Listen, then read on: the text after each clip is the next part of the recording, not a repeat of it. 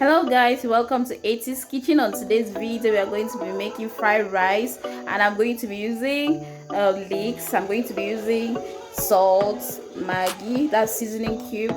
I'm going to be using my vegetables, which is carrot and green beans. I'm going to be using onion, curry powder, 1 teaspoon of curry powder with beef meat. I'm going to brown this green spices, garlic, white pepper. I'm going to be using the ground green spices, garlic, ginger and white pepper.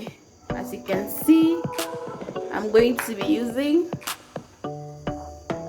green pepper. So I'm going to blend this. I'm going to blend my green spices with the ginger and white pepper in order for me to use it to season my rice. I'm using Uncle Ben, as it's natural. This is the rice we use most often in Cameroon. We use Uncle Ben, or you can use any rice of your choice. Even Meme Kase, people use it a lot for fried rice. So I'm using Uncle Ben. I'm going to blend the ginger, garlic, white pepper, so that I'm